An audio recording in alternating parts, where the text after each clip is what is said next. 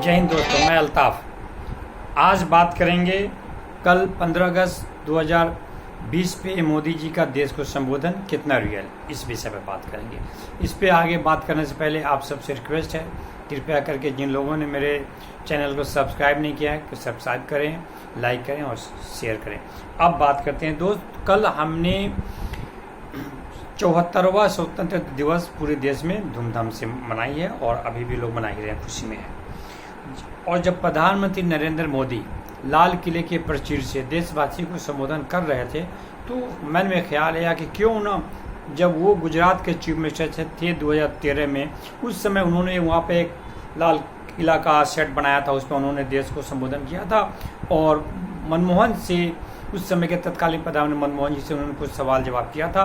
तो आज उसके तुलना बात करते हैं, उसके में बात करते हैं आज दोस्तों। जब 15 अगस्त 2013 को तत्कालीन प्रधानमंत्री डॉक्टर मनमोहन सिंह लाल किले से अपना भाषण समाप्त किए, उसके ठीक आधे घंटा बाद गुजरात के मुख्यमंत्री श्री नरेंद्र मोदी द्वारा भुज के ललन कॉलेज में एक नकली लाल किले के दीवार का सेटअप लगाया गया था, जो देखने में हूबहू लाल किला लग रहा था। वहाँ से उन्होंने कुछ सवाल किए थे तत्कालीन प्रधानमंत्री मनमोहन जी से और उन सवालों का जवाब मांगा था और कहा था कि ये पूरी जो है मनमोहन जी खामोश है, देश में कुछ नहीं हो रहा, देश में काम नहीं चल रहा। तो उस समय उन्होंने कहा था कि आपको गुजरात का मॉडल अपनाना पड़ेगा, गुजरात के जैसा करना पड़ेगा। ये बहुत सारा उन्होंने सवाल किया था।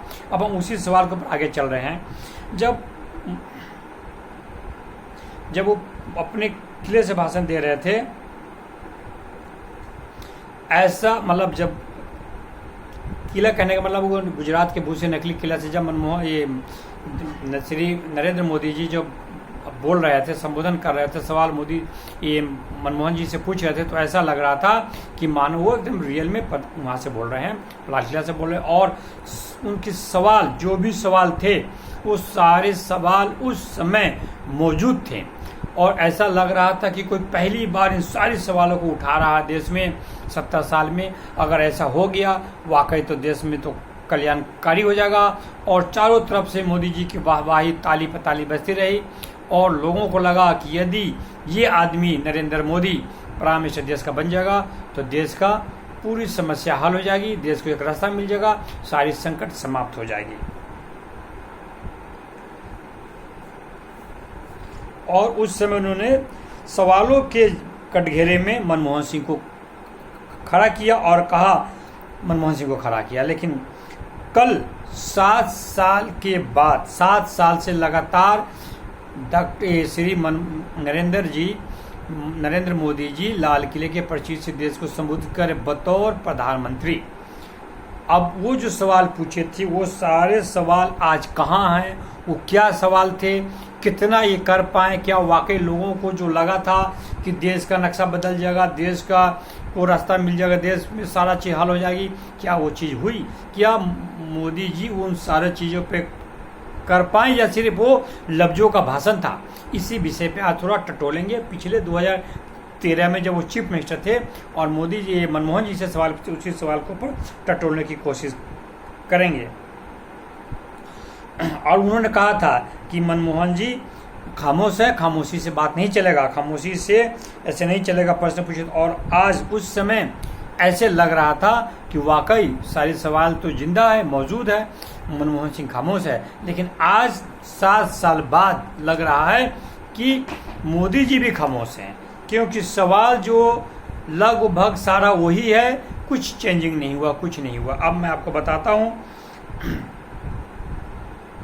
आज मैं बताता हूँ आपको। इन्होंने कहा कि चीन, उस समय इन्होंने सवाल किया था अटल जी से, मनमोहन जी से, कि चीन सीमा पर चीन भारत में घुस आते हैं, आप क्या करते रहते हैं, आप क्या करते रहते हैं, आज आपका क्या करते रहते हैं आप, उन्होंने सवाल किया।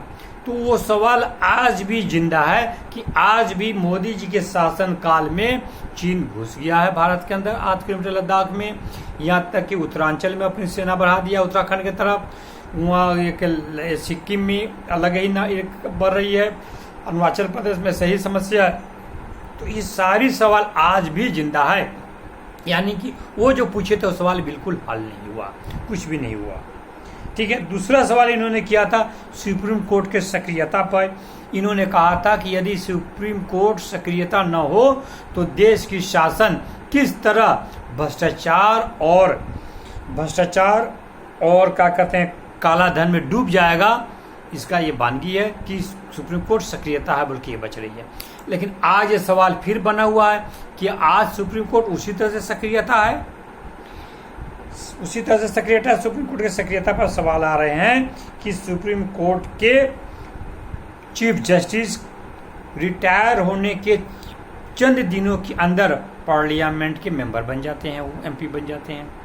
अब सवाल तो ये उठना लाजमी है, और वो चीफ जस्टिस जो भारत की उन सारे समस्याओं पर फैसला दिया हो जो पिछले भारत में कई सालों से बहस चल रही थी, उनका समापन किया और चीफ रिटायर होते मात्र या कुर्सी में बैठ गए, ये भी सवाल उठता है।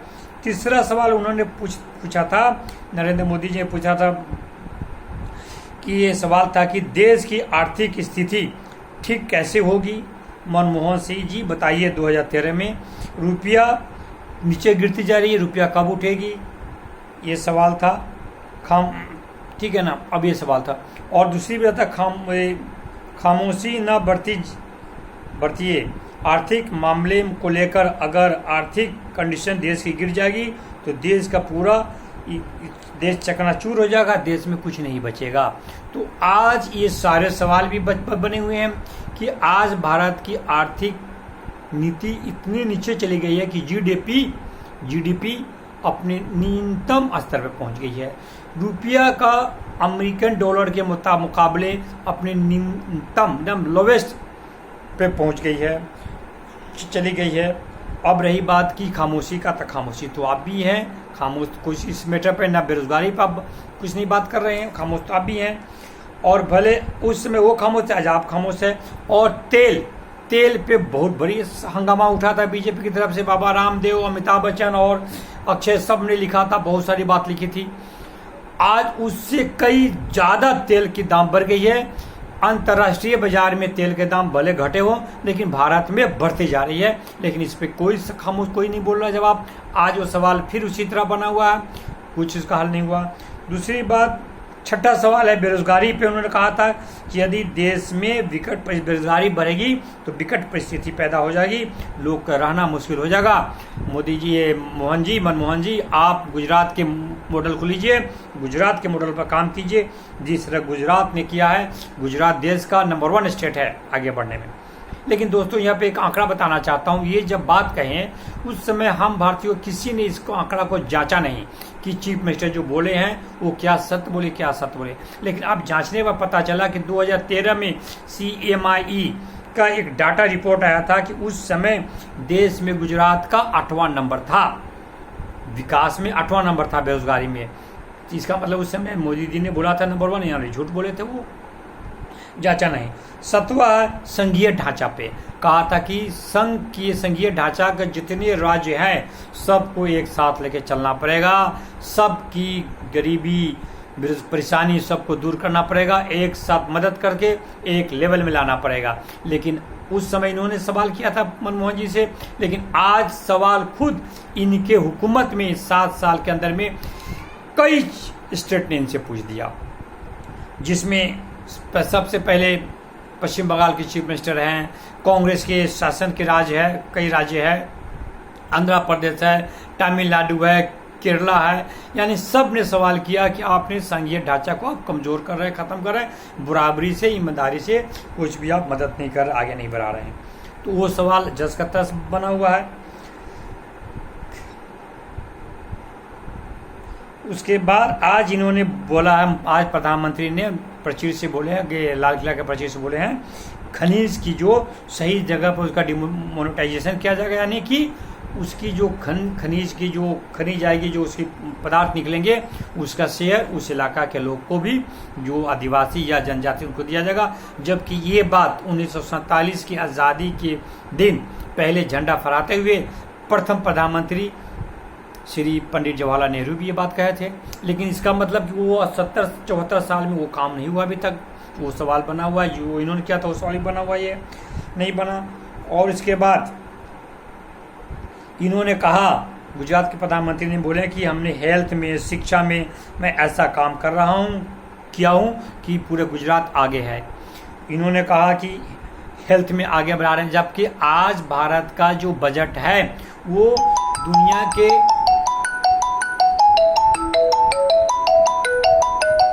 दुनिया के 150 देश से नीचे बजट है। जब 150 देश के नीचे बजट है तो आपकी आर्थिक स्थिति कैसे सुधरेगी?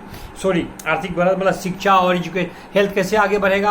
आपने कहा था गुजरात में जब मैं मुख्यमंत्री बना तो उस समय गुजरात में सिर्फ मात्र 13 यूनिवर्सिटियाँ थी। हमने 13 यूनिवर्सिटी और हमने 10 साल में वहाँ पे यूनिवर्सिटी 11 यूनिवर्सिटी था हमारे मुख्यमंत्री बनने से पहले। जब मैं मुख्यमंत्री बना तो 10 साल में वहाँ पे हमने 41 यूनिवर्सिटी बना दिया। जबकि ये यूजीसी के रिपोर्ट पे उनके वेबसाइट पे देखा गया है तो आज 2020 में भी गुजरात में 41 यूनिवर्सिटी नहीं है, जबकि सिर्फ 30 यूनिवर्सिटी गुजरात में है। उस समय गुजरात में सिर्फ और सिर्फ 13 यूनिवर्सिटी थी।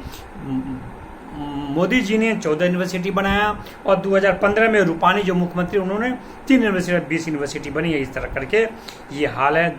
ये तो कहने का मतलब हुआ कि जो उन्होंने सवाल किया था उस समय मनमोहन जी से, वो सारे सवाल आज जस का तस पड़ा हुआ है श्री नरेंद्र मोदी जी के सामने भी। और देश इसे नहीं पूछ रहा। आज बेरोजगारी में कहीं बात नहीं हो रही है, आज ये तेल की कीमत पर बात नहीं हो रही है, आज जो है चीनी पर बात नहीं हो रही है, आज जो है जो आर्थिक स्थिति पे बात नहीं हो रही है। यानी कि सब वही सवाल है, जवाब कहीं नहीं है। आज के लिए इतना ही। जय हिंद दोस्तों।